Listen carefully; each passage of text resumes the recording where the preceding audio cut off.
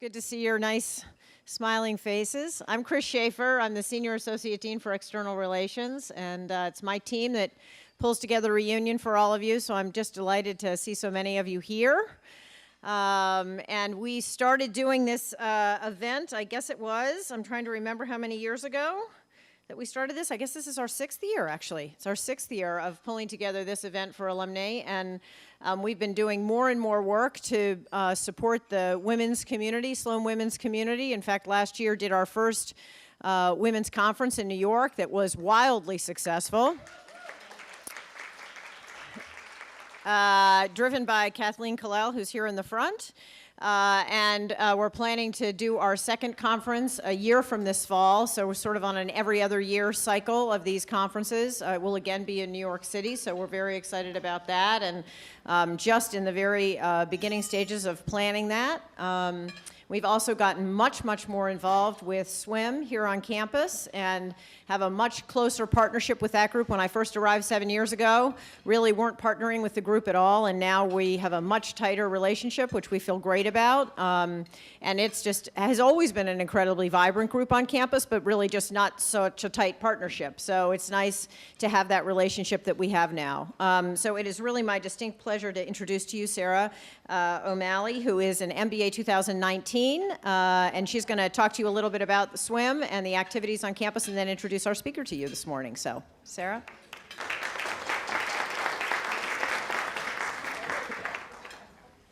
Thank you very much for the kind words. One of the distinct pleasures that I have is coming to this today and realizing that this community is one that continues to grow even after you're out of school. I still have another full year, and being part of this room right now really reminds me to take every opportunity I can to get to know the strong women around me. And that's an opportunity that I've had this year. It's really certainly made my experience at MIT a very full one so far. And what I'm here to talk to you about today is briefly about the accomplishments of swim and introduce our wonderful speaker, Kristine. And the two tie together because there's a really interesting theme that the presidents of last year picked for us. And their mission statement is, swim is the nexus and springboard for Sloan women. It creates the environment where Sloan women feel supported, connected, celebrated, and inspired. And if you remove all the MBA jargon, it really just means, more plainly, that swim wants to understand the women of our community, where they are, and support them to get to where they have the opportunity to go. And I believe that a lot of the accomplishments of this year and what Kristine has been able to do with her career really speaks to that message of empowering, celebrating, and promoting women in their development. And what Sloan has done is what swim has done is it's pursued this through a few different avenues, and that's create the space and support for important topics. We've this year really pushed into conversations around intersectionality, what it means to be a woman of color in the workplace, what it means to be a mother in the workplace, different things that perhaps we hadn't tackled before. And we did that through a few events. Some of you might have seen, we actually had a recent press release about having the editor of the Boston Spotlight team come and talk to us about their articles on race in the Boston area. We've also developed many important partnerships, as were alluded to earlier, with the Office of Alumni Relations is one of them, and in creating a male allyship organization called Male Allies, aptly named. And it will continue on next year with a lot of power within the next year's class. And something else that we've done, I'd be very remiss if I didn't plug our not conference, but Women's Week that we were trying to do in September. It's called Push for Parity, and it was truly the brainchild of the presidents as well as someone in our community, Fei Cheng, that she put together. And it's a week of programming designed to discuss gender parity, bringing people together around this topic of leadership in the workplace, whether you're a man, woman, you are for the empowerment of all those around you and for diversity. And so that being said, I'd like to discuss a little bit about our important speaker that we have coming in today. Kristine Budill is the director of the EE Ford program in Architecture, Engineering, and Design for the Common Good at the School of the Holy Child. I'm extremely pleased to take the moment to introduce her today.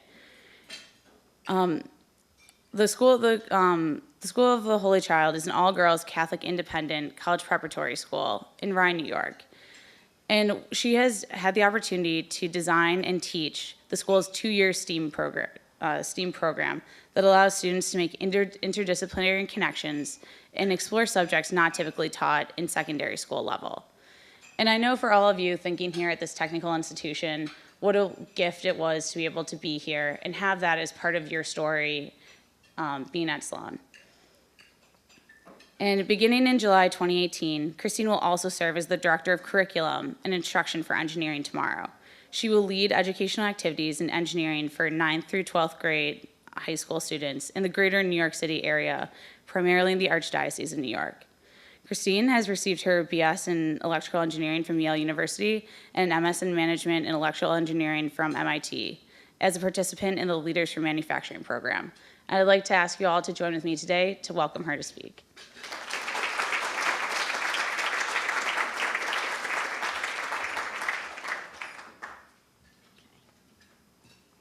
All right. Put the glasses on. So it is especially meaningful for me to speak to you today because the Sloan School was such an important role, had played such an important role in shaping who I am today. The spirit of innovation and collaboration that defines the Sloan experience has encouraged me to take risks, to seek new solutions to challenging problems, and to value the contributions of others along the way. So let me tell you a bit about that path. So I think, as you just heard, I went to Yale undergrad, studied electrical engineering, and then worked for General Motors in their Rochester Products Division and GE Aircraft Engines here in Lynn, Massachusetts, before coming to the Sloan School. I came as a member of the Leaders for Manufacturing, now Leaders for Global Operations program. During my time there, I did my 6-month internship at United Technologies Research Center, where I worked on a process for qualifying tools in injection molding, using design of experiments, a more efficient way to qualify tools. When I graduated from the LFM program, I went and worked at ITT, Fluid Technology Company in Midland Park, New Jersey, as a manager of manufacturing technologies, and basically was at their headquarters, but spent most of my time traveling around the country, supporting their plants in different projects. One of the most interesting things I did was work on a new variable speed hydromassage bath pump, which was going to be sold mainly in the Scandinavian countries. And the motor was being manufactured in Mexico. The controls were being designed and built in Canada. The assembly was going to be done at Bell & Gossett in Chicago. And so I got to kind of travel the world and be the project leader on putting together that project, which was really fascinating.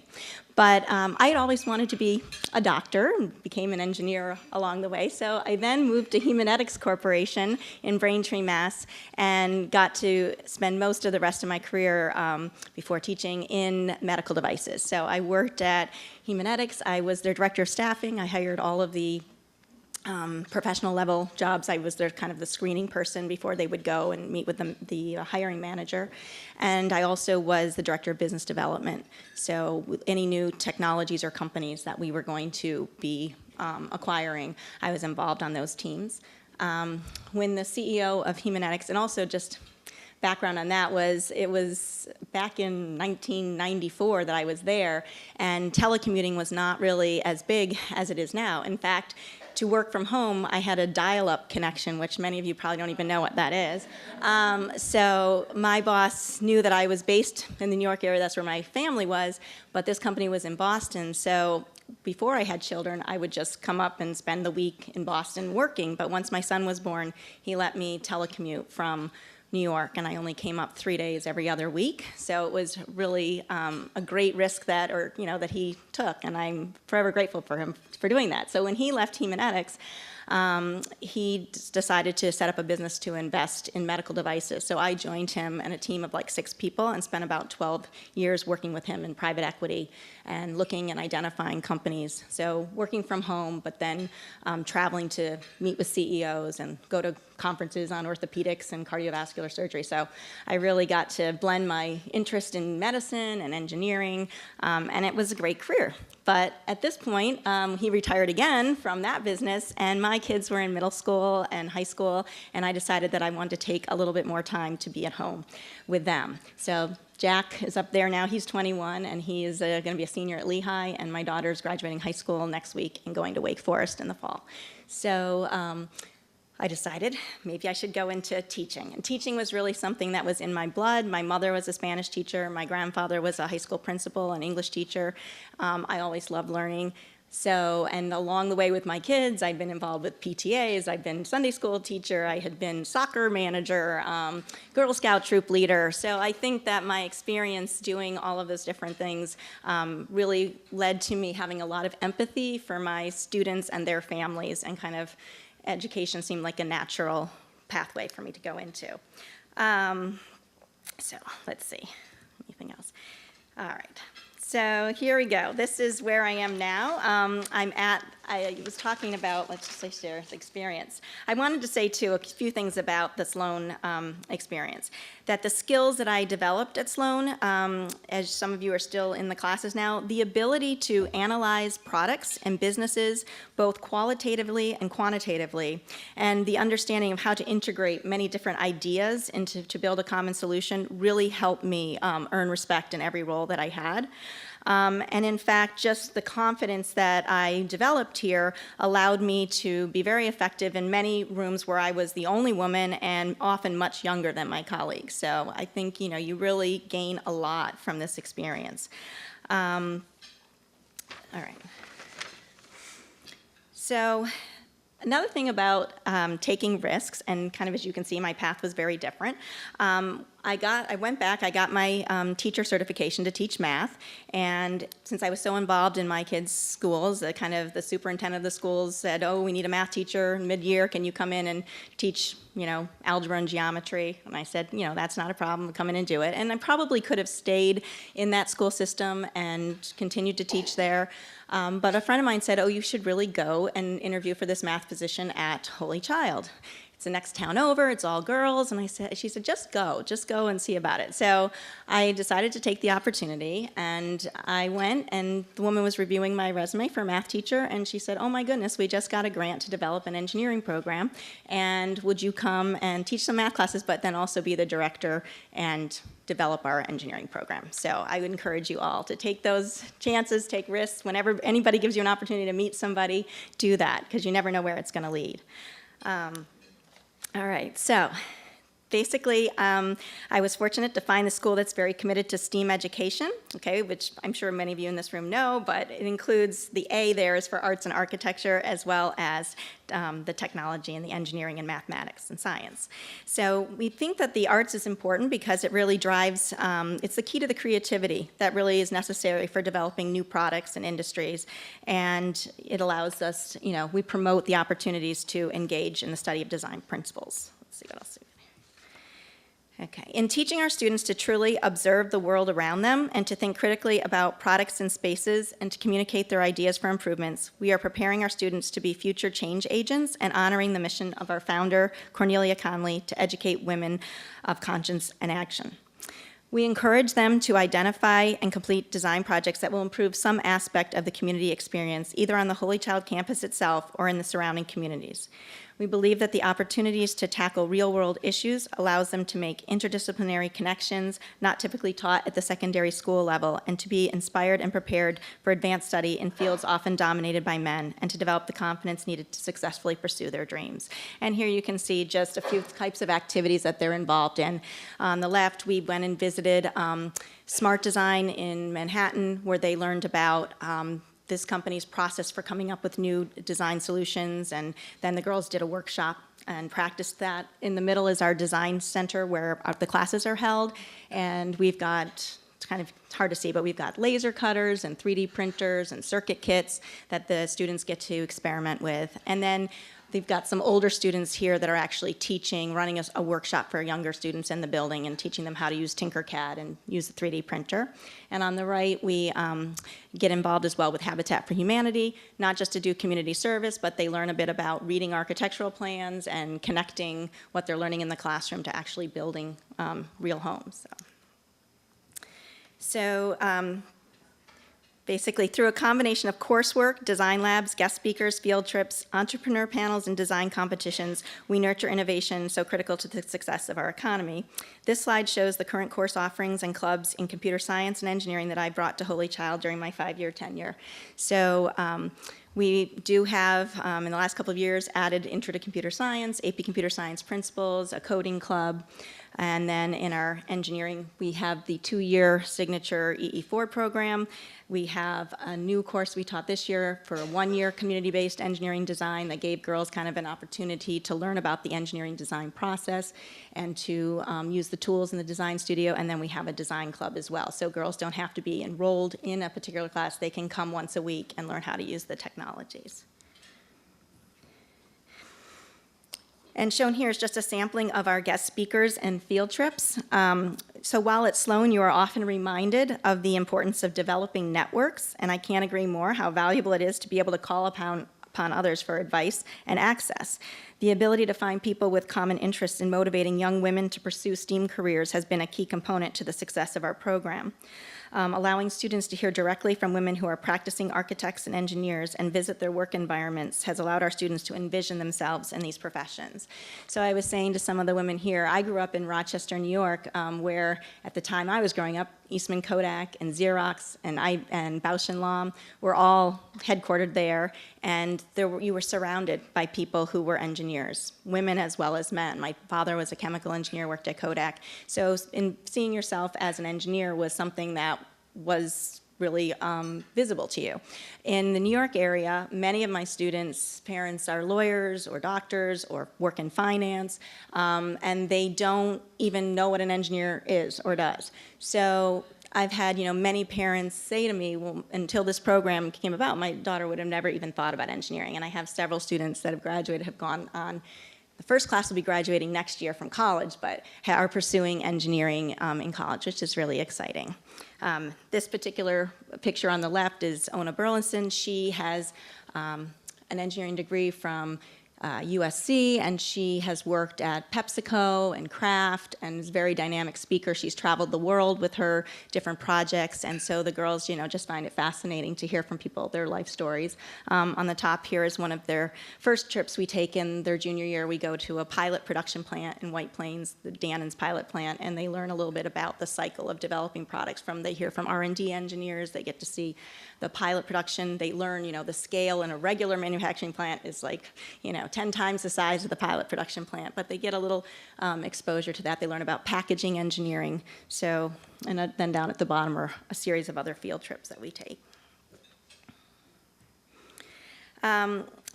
So at Holy Child, we're continually reimagining how to inspire our students to lead with conscience.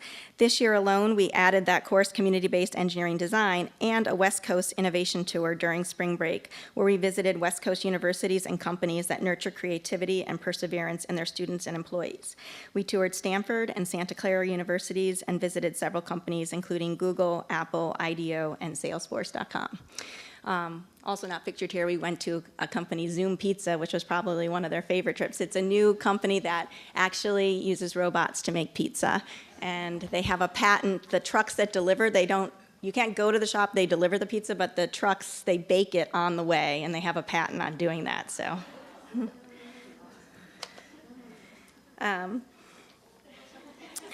Okay. So this year as well, we also hosted an evening screening of Dreamgirl, followed by a panel discussion with 3 female entrepreneurs, moderated by Heather Cabot, who's the author of Geek Girl Rising. And that evening was the kickoff to our inaugural Holy Child Shark Tank competition. And on the right, you can see pictured Hema Nambiar is a founder and CEO of 13One, and she came in and mentored our students on how to give a Shark Tank pitch. Hema actually has a business. She got some material that NASA uses and was able to make jackets out of it. It's a very thin and very warm kind of material. So she's got a business. If you look her up, 13One. So. All right, so beginning this July, I will also serve as the Director of Curriculum and Instruction for Engineering Tomorrow, whose mission is to attract high school students to engineering field with emphasis on females and minorities by introducing them to real-world engineering projects that illustrate how math and science is applied. They've developed a series of engineering labs that teach high school students how to apply these principles to solve important real-world problems. And shown here are the topics that they address and some of the breakout labs that they have created. I got this opportunity because I took my students to a conference that they were hosting at a local high school, and the students were very interested in one of the robotics labs that they got to do. And so I stayed in touch with the organization, got all the materials that we needed to build the robots and program them, and also had just introduced myself to the founder who actually had worked at GE, and then kind of just stayed in touch with them. And so the person who was their director of curriculum instruction was also working full-time in a private equity fund, Global Infrastructure Partners, and decided he didn't have time to do this anymore. So because, again, you introduce yourself, you speak up, you show an interest in something, I had the opportunity to take on this role too. So I've structured a situation where I'm going to be working still at Holy Child, but just teaching my engineering classes, not the computer science. We've hired a full-time computer science teacher, and then spending the other half of my time helping this organization develop their program. And some of the initial goals for me are to link the curriculum that they have developed to the national standards for STEM education so that public schools may be more willing to adopt some of the lessons, and explore delivery models other than the conference setting and help them bring in some guest speakers and add field trips. So, when my students went, and again, their mission is to inspire women and minorities. And when we went to the conference, the panel at lunch had no women and minorities on it. And so I just said, I think that would be one idea that I could bring. So anyway, they said, well, they're hard to find. There aren't that many of them. I said, well, we'll find them. We do find them. So anyway, thank you for giving me the opportunity to speak to you today. Throughout my remarks, you've heard that my experience at Sloan has contributed greatly to my success. The innovative, collaborative thinking nurtured at Sloan has translated into these following guiding principles for me. My career has taken many twists and turns. Accept that your career and your life path will be nonlinear, and commit yourself to lifelong learning. Specifically, adopt a continuous improvement mindset and accept feedback graciously, even if you decide not to implement it. Also, pursue opportunities outside your comfort zone. We learn more when we're uncomfortable. Devoting yourself to lifelong learning, though, takes energy. So cultivate those personal and professional networks that will provide you the needed support. And build those networks in 3 directions. Network up to those who are more powerful and important than you are. Network across with your peers. Network down to those who look up to you. An important networking strategy is to let yourself really get to know people. In order to do that, you need to let them speak. So a good rule of thumb is to listen at least twice as much as you speak. And when it is your turn to contribute, have the confidence to share your ideas, but do so with respect and humility. And then finally, not my own idea, but be a visionary with the courage to change the world. This phrase comes from an article written by Carrie Hannon that was published in the New York Times earlier this spring. And she says that in today's environment of constant change, rapid technological advances, social and demographic diversity, tomorrow's visionaries must demonstrate the traditional requirements of innovative thinking, an ability to build trust among those who follow them, confidence, and a stubborn devotion to their dream, but also exhibit a willingness to work hard, courage to do the right thing, an ability to ask questions rather than feeling they must know the answers, and acting as a guardian not only for people, but also for the planet. She sums up this by saying, today's up-and-coming visionaries openly have a sense of purpose built around doing well by doing good. So thank you for this time, and let me know if you have any questions.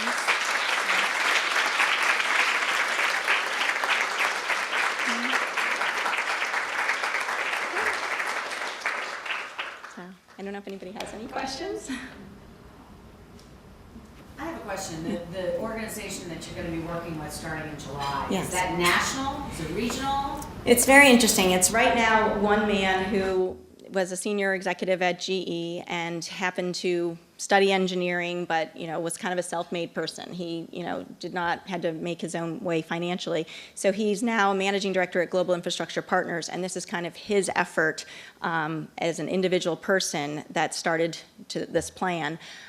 So right now they have just the partnership with the Archdiocese of New York, and then they've got some companies like Xylem, Bloomberg, GE, that are providing some of the executives that will come to the conferences and help teach the lessons. Like the clean water lab they have, Xylem helped them develop, and when they run the conferences and do that module, Xylem employees will come and help run it.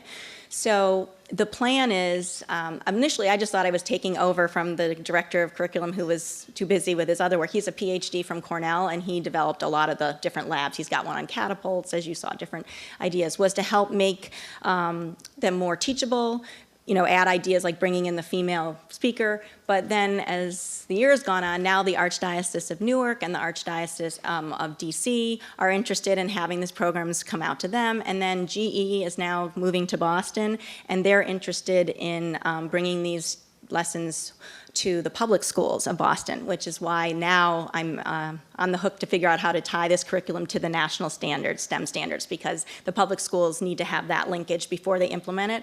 So I think the idea is that it will become kind of an East Coast opportunity. So if anybody is interested in, you think your companies would be interested in something like this, it's been great. They actually did an event here in the Boston area at a Red Sox game or something. There was like a technology day, and that they invited a lot of middle school kids to come to, and then they got to watch a baseball game, and Engineering Tomorrow was there as doing one of the labs. So it's an up-and-coming company where we're looking for contacts and other companies to join in and help develop new modules. Yes? Hi, I'm Sharon Chan. I work at the Seattle Times on innovation and digital products. And I love that last thing you had up on the slide about women. Was it with the women with the courage and confidence to change the world? Yeah. And I loved what you talked about, how you're actively doing that with the students you work with. Because I work in media, I'm really interested in hearing about you and where do you look, what do you read to get inspiration for your work around leadership and the work you're doing on courage and confidence to change the world? I read New York Times, I read the MIT Tech Reviews. I mean, it's amazing where you can find ideas. LinkedIn, I see people posting articles all the time about things that are fascinating. I mean, I have more to read than I can possibly keep up with. A book that I did read, Creating Innovators, I guess, was a Tony Wagner book, I believe. That was like amazing. I read that a couple of years ago, and then when I was putting together the West Coast trip, I went back and read it again, and all the companies that he was suggesting as being, leaders in this area of being creative were Google and Apple and Stanford University and IDEO. I mean, it was kind of amazing that the companies that were kind of naturally coming at me from other sources were in his book too, as the companies that are really providing this leadership. I think too, like I was saying, the LFM experience we had here, where we actually went and visited companies. We had like a tour where we went around and saw companies, which just reminded me of how meaningful that experience. So my personal experiences have been important in informing me. And then, like I said, the Times, the Tech Review, on the Yale Science and Engineering Board as well. So, their publications. Yes? Thank you for sharing what you're doing for us, for our country. How do you, in this field, a lot of people really are helping and trying, and we have the government, public sector, private sector, all coming at this. How do you measure it yourself as how you're doing and the outcomes that you're reaching? Of course, it's long term, so that's why I'm interested to see how you're on track.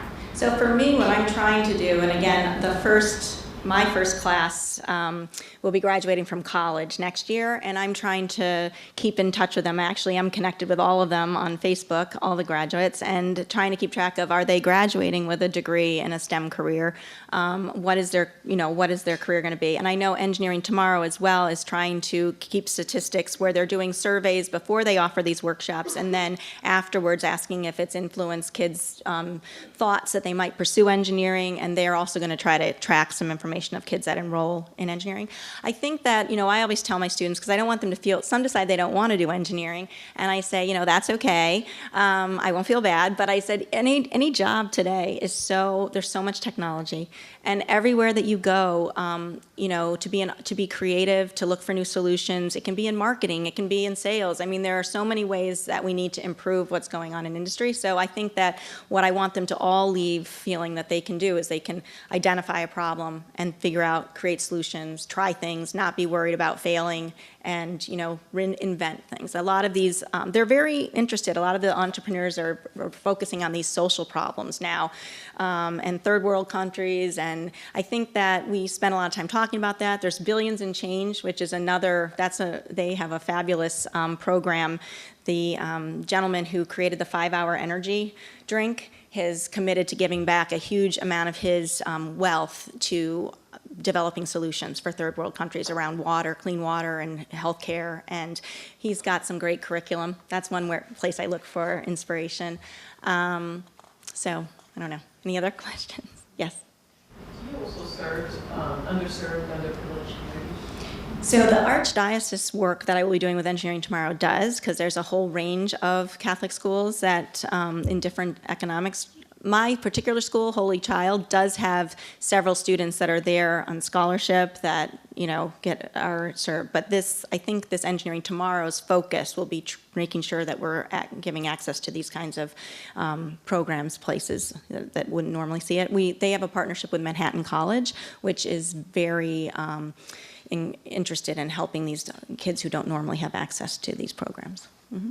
On that topic, my company has a lot of partnerships with Knowledge is Power program, which services a lot of underprivileged communities. Mm-hmm. Last summer, we had some intern with us in DC, high school students, and I was supervising 2 girls, and the project we decided to give them was, why are there not more girls and young women in STEM? Mm-hmm. And watching these young girls go through the process of discovery, it was amazing some of the things that I saw. One very notable one was they have had no access to role models. When I asked them, do you know who Sheryl Sandberg is? Mm-hmm. Marissa Meyer, people who everybody in this room was like, no. Mm-hmm. I went through 10. No, nothing. I said, okay, well, your assignment for the next day is to go look them up. But it was really very eye-opening to say, wow, there's all these girls and women who just, if we do some things like show them role models, show them what art of the possible is, it's amazing how their world just really lighted up. So I absolutely support what you're doing. And well, it's interesting. Getting it more into these communities is great. Because I had a classmate at the dinner last night say to me, well, why not guys too? Or why are you working in all girls high school? And I said, well, but I said, for the reason you said, I said, for my students that are all girls, I'm a role model for them. I said, if I had stayed at my public high school where my kids went and they said, well, stay here, you can teach engineering, you can teach architecture. My son took those classes. I would go to back to school night, there were like 2 girls in the class. They didn't see themselves in those roles. So I wanted to go to a place where it's an all-girls school. So if you create the courses, they know they're for them. They're not for some other audience. And so I just felt like I could have more impact right away by being at an all-girls school. And now I think, through this Engineering Tomorrow, we'll address a broader community as well. But, yeah, yes. Hello, I'm Trinidad Greg Steiner. I currently work at Deloitte, but we do a lot of outreach to students in disadvantaged communities. We have something called Deloitte Academy. But one thing I'm really curious about in your work, both in Holy Child and what you're doing in Engineering Tomorrow, is how much work have you seen in terms of bringing parents along? So one of the challenges that obviously we have all kind of read about is years from now, parents won't even recognize the jobs that their children are going to have. And so they can't even articulate what you could be. So what are we doing to... Well, for Engineering Tomorrow, I'm not entirely sure, but for Holy Child, we, just to tell you a little bit more about the actual EE Ford program. So the students apply for it in their sophomore year. And the first year, we had like 9 students apply, and we took 8, because one just really didn't have the grades, like she needed to focus on her other subjects. But now, like, we usually have about 35 students take it, apply, and we can only take 18 at this point. The room can't accommodate more than that. I can't generally get more than that many people on a field field trip. So that's why we created some of these other courses to give students who are interested in technology another outlet to take something. So the first year they meet 3 times a week, they learn architecture principles, they get exposure to design labs, they do these field trips, and then they go on a 2-week summer session where we travel around. We go to Yale, we come to MIT, we get to hear speakers here. We go to art, museums, the Cooper Hewitt Design Museum, and these are all to just give the students like an immersion and inspiration. And then their senior year, they do a design project. So the parents actually come in when the students are admitted to the program, and we have a welcome night where we explain the program. We bring in girls that are in the program currently, and they talk about their work. So that's the first hook for the parents. Then, of course, we have back to school night. And then senior year, the girls have all developed an independent project, and we have a presentation night, and all the parents come back and get to see what the girls have done. For instance, this year we had a student who had worn a scoliosis brace for 10 years, went to the Cooper Hewitt in our summer session, saw technologies like 3D printing and how it's being used, and saw a scoliosis brace that was 3D printed and was very much prettier than the one she wore. And then she spent her senior year designing different versions of the scoliosis brace, working with doctors, coming up with different, so it would still be effective, but smaller and more, fashionable, and then she 3D printed models. And so all the girls, we work with them on their presentations, they write a thesis little paper, so the parents see that. They see how much these girls have learned, and they really end up supporting their ideas that they're gonna go into these STEM careers, and that it's something that they're on board with too. So doing those kinds of things, yep. Last question. I am really excited to hear what you've been working on. I've done something similar back in my hometown of Kalamazoo, Michigan, a small city. For my children's private school and elementary school, I managed to get coding taught at the level in first grade, and kids are all doing programming, and we got a 3D printer for the school, and then she went back and got STEM training, so now she implements that through all of her coursework for the kids. Now my kids have graduated from that private school and are in public school, and you're inspiring me to go back and think about what I might be able to contribute in the public school district program. What challenges do you see now that you're coming into the realm of public schools with your new job? Yeah, I think that with public schools, the opportunity of bringing these particular labs into the school is probably going to be, the more effective way. Because I will say, when you call upon companies to bring students into their workspaces, it takes a lot of effort. And so you can bring 18 students in from a private school. Well, how many, can't take 100 kids. I mean, certain places you can, and you find those. Like there's a great place in New York City called New Lab, which is kind of like the media lab, but it's a little bit less academic, more startup businesses, and they have a program and they have a room where they could accommodate large spaces. So I think for public schools, finding those few places where you can get the students out and see what's going on, and then designing the labs to come in and fitting it into the curriculum. I mean, I think you won't have that, if you've got the interest of doing it, I think a lot of public schools are looking for it. I think sometimes they don't know how to get it started. So if you are the kind of person that can drive that through the PTA too, even if it ends up with, it starts with an after-school program, and then you can move it into the curriculum, that's another way to be effective.